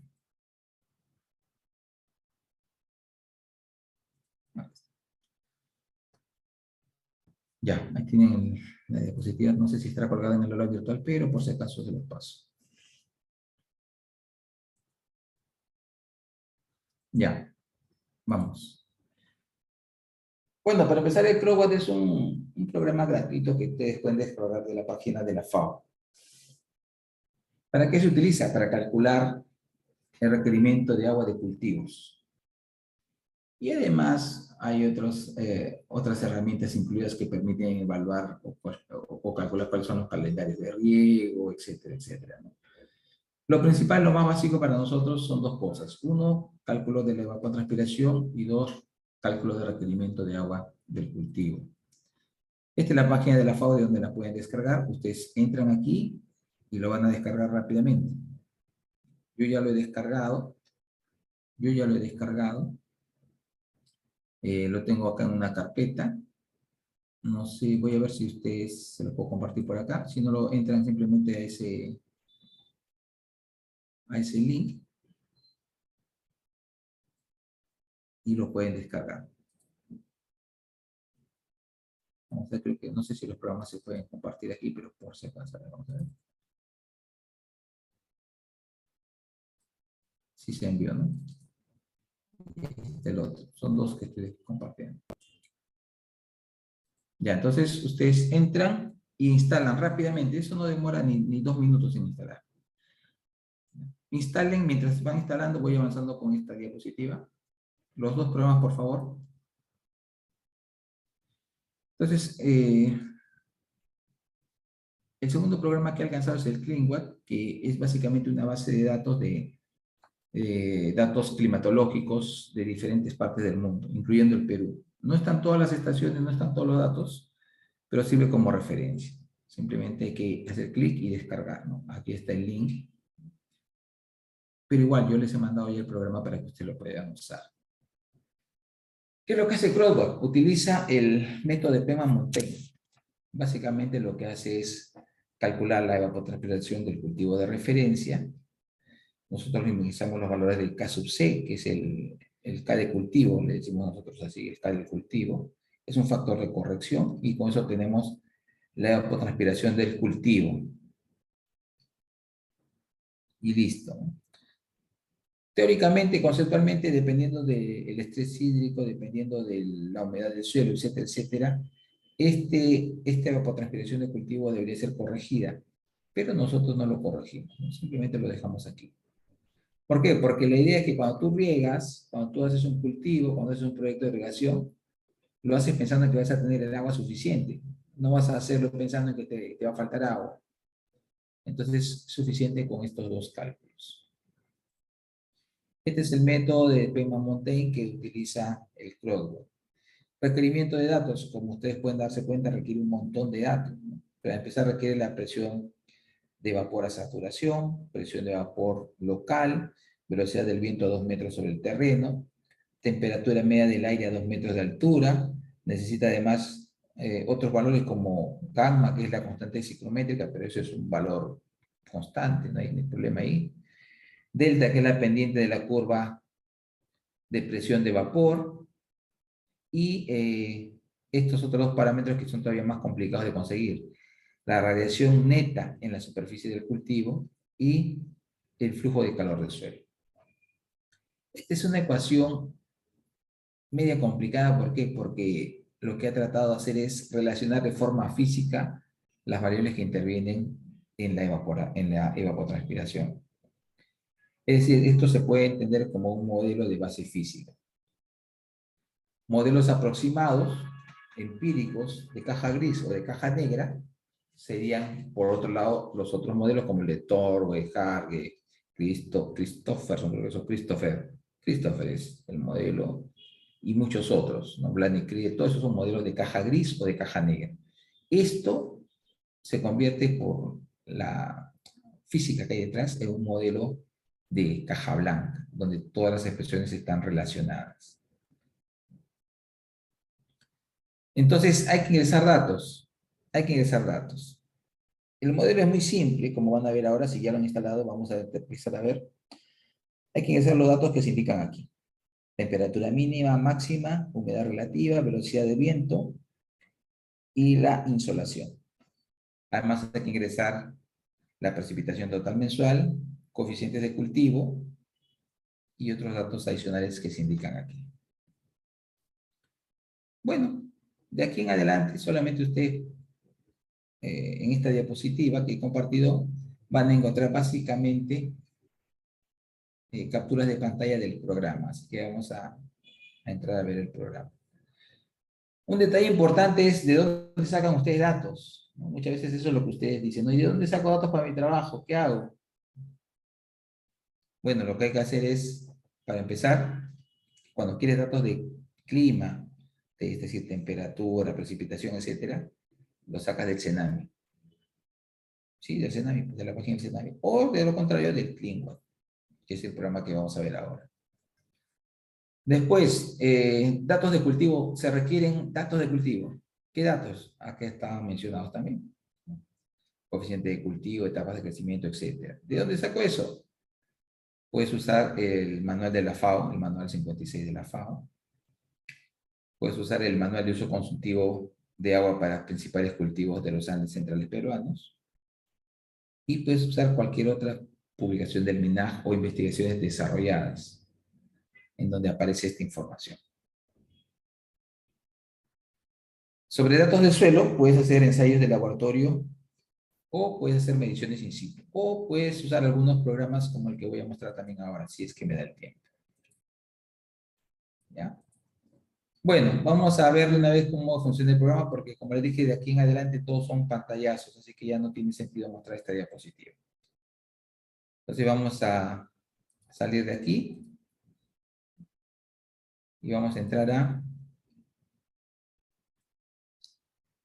mi carpeta. Esto es lo que ustedes han descargado.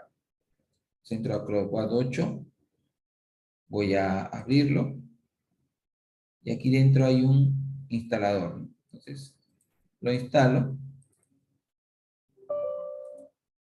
Listo. Como le dije, esto es muy rápido, ¿no?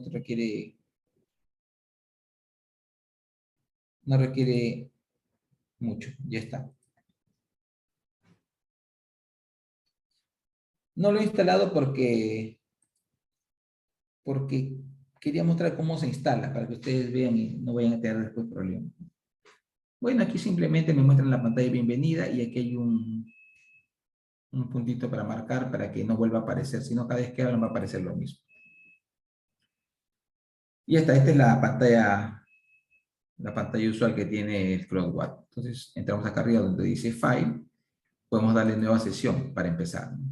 Nueva sesión. Estamos en una nueva sesión, puedo darle guardar como. Entonces, por defecto, el CloudWatch ha creado una carpeta que se llama sesiones. Si ustedes quieren, lo guardan ahí. Si ustedes quieren, lo guardan en otra parte. No importa, eso ustedes deciden. Yo lo voy a dejar ahí porque esta computadora probablemente la formateen unos días, así que es irrelevante dónde la ponga, ¿no? Vamos a poner aquí recursos 1. Ya está. Guardar. Perfecto. Una vez que he hecho esto, voy aquí donde dice clima. Donde dice clima. Y aquí le puedo poner el país, la altitud, la estación, datos que tengo que poner de todas maneras. Entonces, alguien puede decir, no, pero este está en inglés, me molesta eso, ya lo cierro. Voy aquí arribita, dice lenguaje, entro a español y todo se cambia a español. Regreso, ahora sí, ¿no? Qué bonito es, perfecto. País, Perú. Acá necesito datos de altitud, latitud, longitud. ¿Para qué necesito la latitud y la longitud? Lo que pasa es que si ustedes ya han hablado de evapotranspiración en clase, ustedes sabrán que dentro del cálculo de la evapotranspiración se requiere conocer la insolación, es decir, el número de horas de sol que hay en la zona de estudio. ¿Y eso de dónde lo sacas? Tendrías que usar, creo que se llama un heliómetro, un equipo que se pone en las estaciones para medir las horas de sol. Ese dato usualmente no hay. Sin embargo, en base a la posición, a la latitud y longitud en el planeta, tú puedes hacer una estimación de horas de sol. Entonces es importante tener esa data. En este caso, para este ejemplo, yo voy a usar datos que voy a sacar justamente del segundo programa que les he alcanzado. Entonces me detengo ahí por un momento y voy a entrar al segundo programa que les he mostrado. El segundo programa era este, CleanWatt 2. Ese también se los he mandado por el chat. Igual lo abren y lo instalan. Igualito, sale, se instala, siguiente, siguiente, crear directorio, sí, siguiente, siguiente, tararán, ya está listo. Instalado CleanWatt. Perfecto. Entonces cierro esto de acá.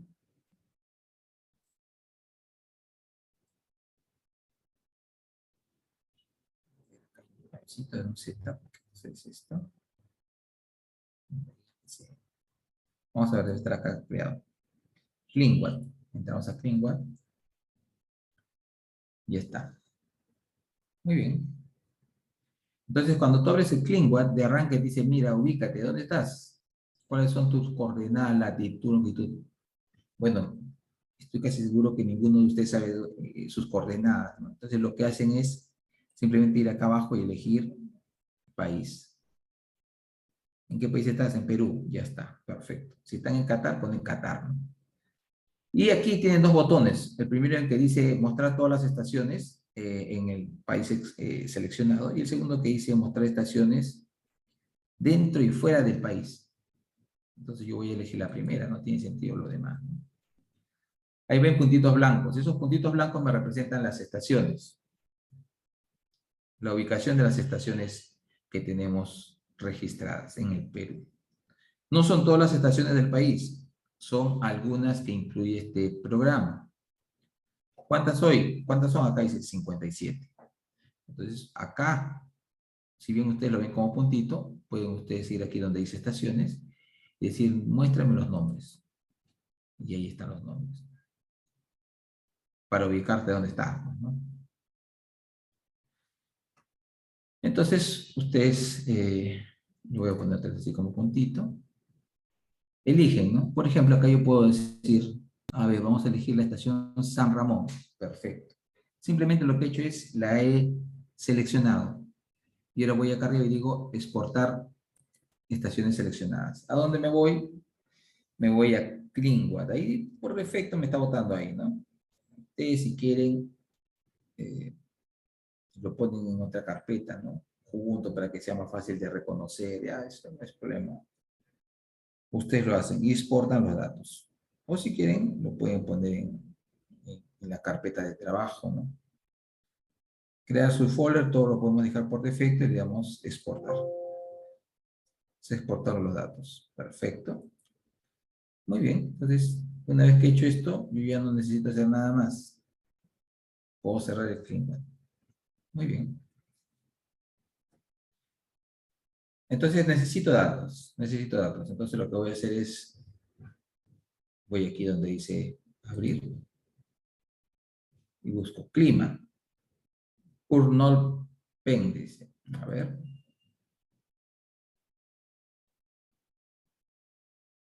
Vamos a buscar.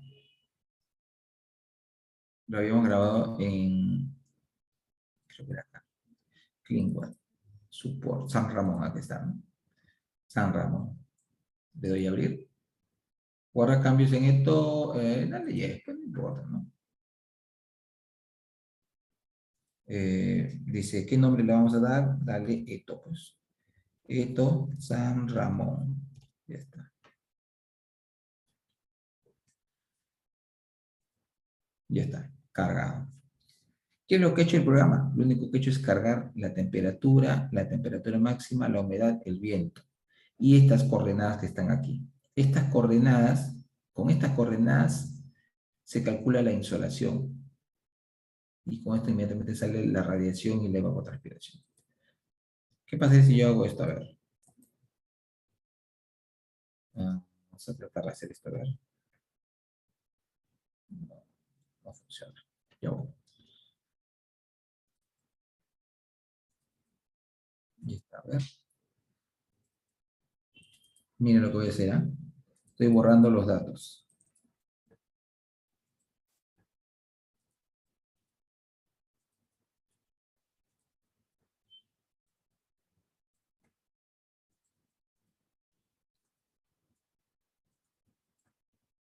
Ya está. Usualmente lo que ustedes encuentran en la página de Cenami son estos dos datos. La humedad a veces está, a veces no está, a veces hay que calcularla. ¿Qué es lo que encuentran en lugar de humedad? A veces se encuentra la temperatura del bulbo seco y la del bulbo húmedo. Con la temperatura del bulbo seco calculan la presión de vapor en saturación y con la del bulbo húmedo calculan la presión de vapor actual o real. La relación, el cociente entre los dos, me da esta humedad relativa, ¿no? El cociente entre los dos. Y la velocidad del viento la pueden sacar, bueno, esta como es una velocidad, digamos, más o menos estable, digamos, en el tiempo, pueden ustedes entrar a la página del Cenami y sí, usualmente pueden encontrar velocidades del viento, no desde el año 50, no, sino por ahí encuentran unos pocos datos, pero como esto es más o menos estable, pueden cogerlo como datos representativos. En este caso, todos estos datos los estoy cogiendo del CleanWeb. Entonces, miren hasta aquí. Tengo todos estos datos. He borrado lo que es insolación. Lo he borrado para calcular, ¿no? Entonces, antes de continuar, entro aquí a opciones.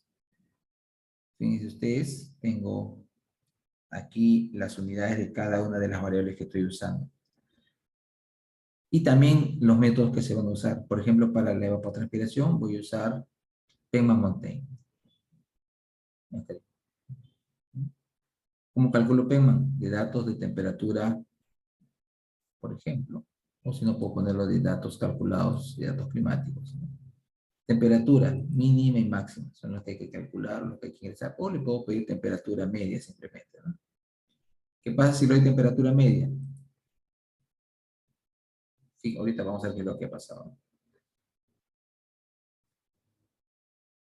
Humedad relativa en porcentaje, velocidad del viento, esto en metros por segundo, horas de insolación es la insolación y el eto en milímetros por día. Ok. Ya está. Cambié la temperatura a temperatura media, pero aquí no ha pasado nada. ¿Por qué no ha pasado nada? Porque el cambio recién lo he hecho y esto ya está en proceso. Entonces, esto no se ha alterado, pero en el siguiente proyecto que yo creé, ahí se va a aparecer el cambio. ¿Ya? A ver, ¿qué más tenemos aquí en insolación? A ver, aquí está. Fíjense aquí, he borrado esto, ¿no? Fíjense en la pantalla de ProWatt, aquí arriba, aquí arriba, aquí arriba, aquí arriba hay un botoncito que dice estimación. Pico ahí y ya está.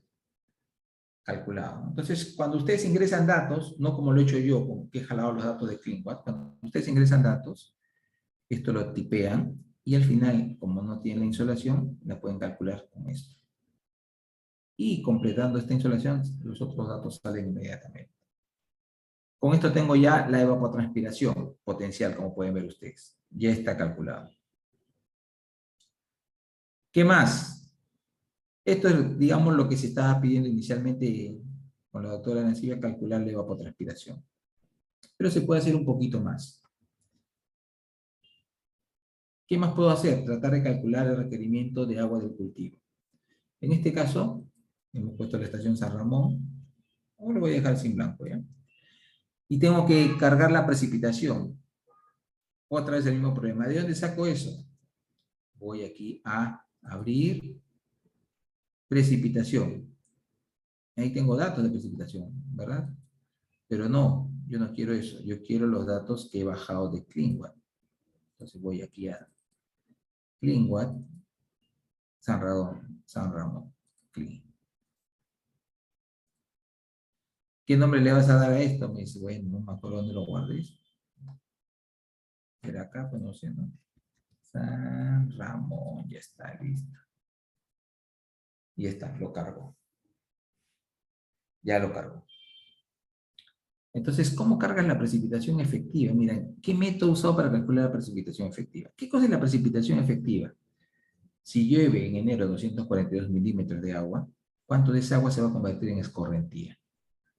Eso es lo que es la precipitación efectiva. Pero ¿cómo saco eso? Bueno, hay varios métodos, ¿no? En este caso se ha hecho el cálculo con el método del Departamento de Agricultura de los Estados Unidos. ¿Hay otros métodos? Claro. Si ustedes van aquí a opciones, acá tienen los métodos que ustedes pueden usar. Ok. ¿Cuál es el método que han visto en clase? Me parece que ustedes han visto este de aquí. Este método de la FAO, esta fórmula de la FAO. Lo pican, no hay problema. También hay la opción de que ustedes digan, no, en mi evapotranspiración no tiene nada que ver la precipitación. Entonces picarían este icono de la parte final. Pero bueno, voy a elegir este y doy OK. Y ya está. Se ha recalculado. Perfecto. Paso a cultivo. Aquí en cultivo tengo que ingresar los datos de cultivo. ¿Esto lo jalo de CleanWatt? No, porque esto no es CleanWatt. No, pero puedo probar de repente. A ver, vamos a ver. Cultivos. Acá tengo algunos cultivos como referencia. Dentro de ClockWatt, pero no en CleanWatt. CleanWatt solamente es clima. Aquí ya esto no tiene nada que ver. Entonces yo podría buscar el cultivo que a mí me conviene, ¿no? Alfalfa, banana, etcétera. Maíz. Por ejemplo, cojamos un gras, maíz, sorgo, soya, azúcar. Vamos a coger maíz. Listo, ahí tengo toda la información. Pero esto no es tan fácil, pues. ¿Por qué? Porque esta información del maíz, los K-C, las etapas correspondientes y demás, esto no sale simplemente por jalar, ¿no? Por ejemplo, yo le digo, a ver, para yuca, y en esa tabla no lo van a encontrar. Entonces, y como dijimos antes, hay que apoyarse en estudios anteriores, en el manual de la FAO. Todos estos valores que están aquí se encuentran en el manual 56 de la FAO. Si ustedes entran a ver si lo tengo aquí. Aquí debe estar. Este es el manual 56 de la FAO, que debe estar seguramente en el aula virtual colgado también, me parece que sí.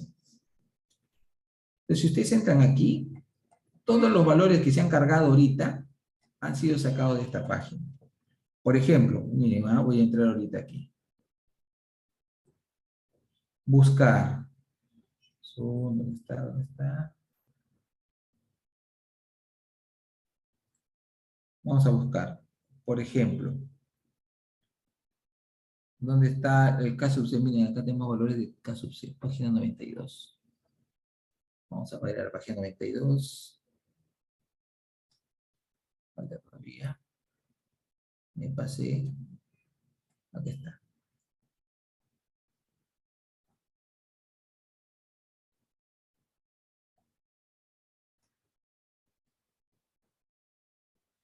Valores correspondientes aproximados a K-C, ¿no? Pero por acá hay una tabla grande donde están todos los K-C. Acá está el esquema que se muestra en el programa. Y acá están valores, ¿no? Etapas de crecimiento. Duración de etapas de crecimiento. Por ejemplo, este es el siguiente dato, ¿no?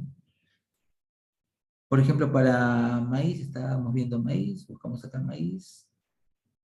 habas, lentejas, vamos a hacer un poquito más grande, alcachofa, maíz. Por ejemplo, maíz tiene diferentes rangos de valores, ¿no? Entonces, en este caso, el programa ha asumido un valor, ¿no? Aquí está los días. Dependiendo de qué, del mes, esto estaba por defecto puesto el 27 de abril. Yo defino cuándo va a sembrarse, ¿no? En nuestro país, ¿en qué época se siembra? Eso ustedes lo pueden ver en la página del Ministerio de Agricultura, dependiendo de la región o en estudios anteriores, en qué época se siembra, ¿no? Por ejemplo, si ustedes dicen, no, esto no se siembra aquí, se siembra en noviembre. Vamos a ver que sea en noviembre. Noviembre. Que sea esto el quincena de noviembre. Listo. Entonces, esto se recalcula, ¿no? Esto se recalcula. Entonces, de acuerdo, yo tendría que decir, a ver, en noviembre. Diciembre, ¿no? Por acá. Tendremos que coger estos datos, ¿no? Tendremos que coger esos datos. Y corregir esto, ¿no? Acá, por ejemplo, dice 25 para diciembre, enero, 25, 40, 45. No coincide, ya tendría que cambiar esto. Eso es lo que tendríamos que hacer. Tendríamos que hacer esa corrección. Pues la profundidad de raíz, todos estos datos, la mayoría están en este documento que les estoy mostrando. Aquí ustedes lo buscan y lo van a encontrar. Buscar a ver profundidad de raíz.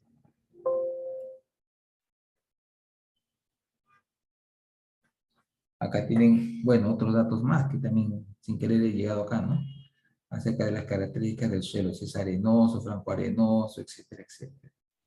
De ahí sacan los datos del suelo y también entran acá y lo ingresan, ¿no? Agotamiento crítico, respuesta a rendimiento, altura de cultivo, todo esto sale de ahí también. Si hay algún caso específico en que no aparece estos datos, ustedes tienen que buscarlo en estudios anteriores. Entonces, todo en general está metido ahí en ese documento que les menciono. No se limiten por los valores que están precargados en el programa. Ustedes tienen que buscar lo que necesitan, ¿no? Por ejemplo, en el programa, ahorita haciendo memoria, creo que no estaba la papa. Tienen que buscar eso, ¿no? Tipo de suelo, igual, no hay que ver el tipo de suelo. Justamente eso es lo que estábamos mostrando ahorita en esta diapo, ¿no? Acá está el tipo de suelo, ¿no? Y hay que ingresar esos parámetros. Humedad del suelo disponible, total, tasa máxima de infiltración, profundidad radicular máxima. Y aquí ustedes empiezan a buscar los datos para reemplazar. ¿No? Igual aquí en el manual. ¿No? En este caso, yo voy a ir aquí a abrir, voy a decir tipo de suelo, acá tengo algunos tipos de suelo precargados, elijo el que yo considere que es el más adecuado. Si no, si ninguno se parece a lo que yo estoy buscando, entonces tengo que crear uno, ¿no? Por ejemplo, acá tengo arcilla negra, limo rojo, eh, limo arcilla rojiza, arena roja. Entonces, bueno, elijo uno, ¿no? Limo arcillosa, digamos que sea, ¿no? Y ya está, lo carga todos los datos. Y una vez que he hecho esto, tengo que tener las 4 ventanas abiertas. Voy acá donde dice rack, y aquí está el requerimiento de riego por decadías. Por decadías. Esto es lo que se requiere. Por decadías, o sea, cada 10 días. Para noviembre, la primera semana, 0, 0, 0, 0. Depende de eso. Eso sería lo que requería. De acuerdo a este cálculo que estamos haciendo aquí, la precipitación, fíjense que es mucho mayor que la evapotranspiración de cultivo. Entonces no necesito regar. Entonces ustedes piensan, San Ramón, ¿dónde queda San Ramón? Eso es pasando Tarma, allá en Ceja de Selva, ¿no? Por eso es que me está saliendo que no se requiere riego, porque hay lluvia suficiente para ese cultivo.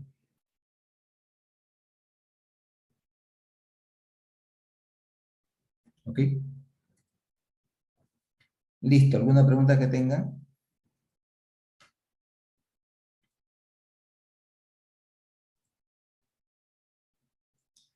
Tan simple, tan fácil es el modelo. Sí, pues no hay nada más que hacer ahí. Eso es todo lo que hay respecto al fraud.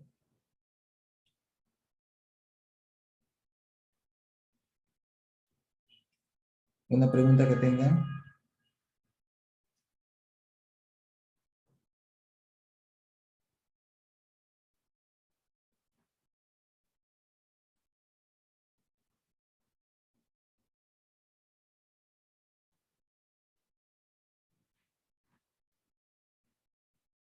Ya. Bueno, si no hay preguntas, entonces terminamos ahí por el día de hoy. Ya vemos la siguiente clase qué más hay que hacer. De repente hacemos el otro modelo que está pidiendo la ingeniera, la autora de la acción.